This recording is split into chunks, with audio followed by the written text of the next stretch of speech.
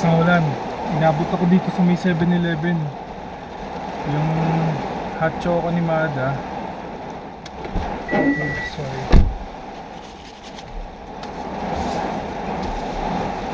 Sabi nung teller sa 7-Eleven, patila daw muna ako.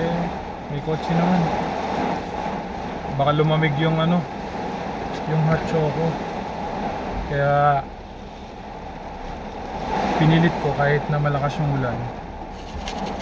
Buti na lang nakakuha ako ng tissue kay May kanina para pamunas pala dito. Kasi kanina nung umalis tayo sa office, mahina lang eh.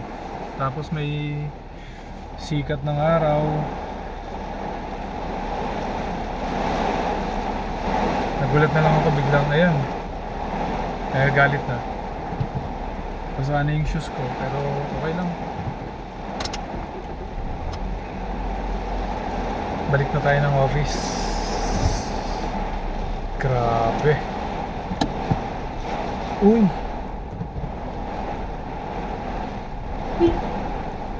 Paano tayo lalabas nito? Nandito tong truck na to.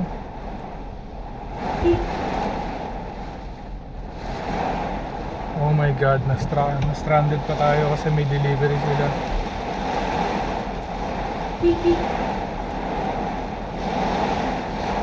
Oh my god.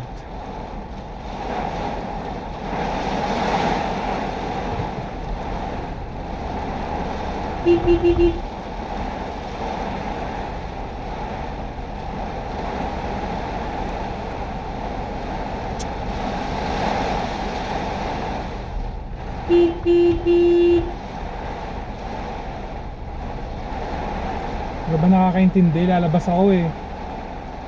Mag-park ka dyan sa likod ko. Gosh.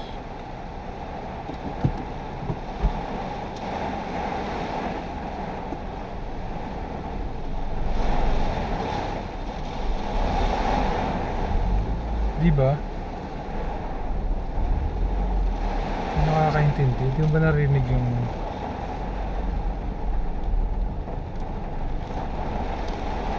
magdi-deliver ka? Nakailang busina na ako sa iyo. Hindi pa ako narinig.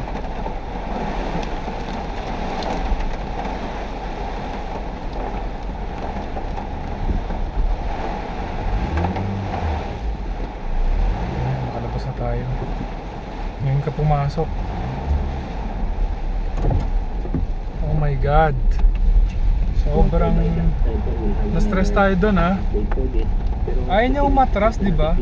O di niya ba ako naririnig? Kaya nilaksan ko na yung yung busina ko eh. Ayan guys, medyo malakas na yung ulan talaga. Basa na yung shoes ko. Kailangan na natin bumalik ng office.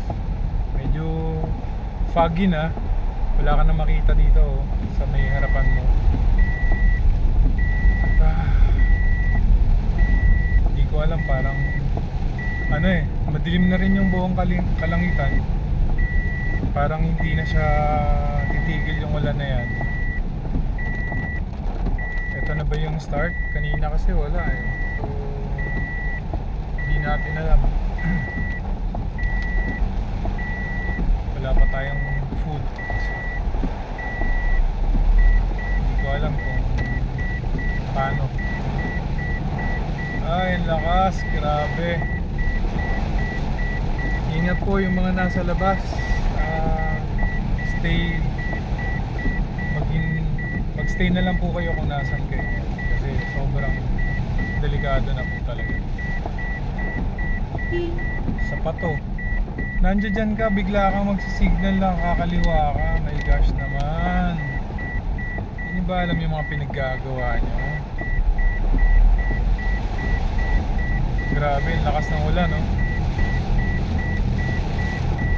Basa na tayo. Ay, okay. Baka hindi ka lang narinig nung kanina. Paano yung pasilip nung pahinaan? Diba? Oh, tumapon ba? At choco!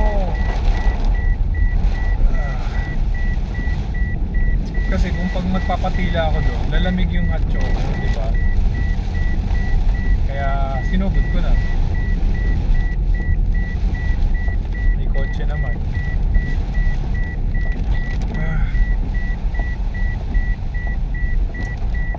Hindi ko alam kung anong mangyayari the whole day. Pero all I know is kailangan safe lang talaga palagi. Malapit na tayo sa office.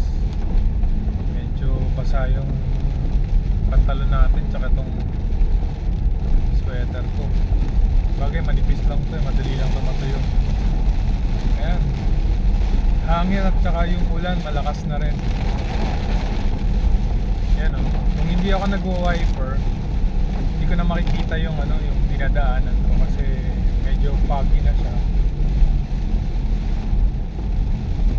Seatbelt, ayoko na mag seatbelt, malapit lang naman eh. Sign ka pa ng seatbelt. Yun, work, still working kahit na bumabagyo. Kanina nasa bahay na lang sana ako eh, kaso sabi may pasok daw eh. Tingnan mo naman yung nangyari, di ba? Pinapasok kami pero tingnan mo, ayan na yung ulan, ayan na yung malakas na hangin. Ang problema nito, pagka hindi tumigil, may hirapan kami umuwi mamaya. Look at those applicants, nasa gilid lang sila.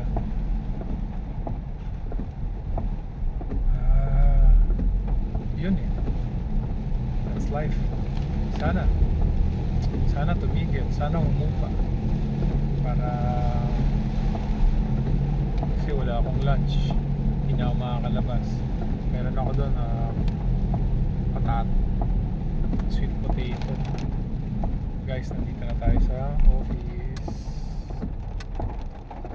I don't know kung dumating si Leta. Papasok na tayo ng office.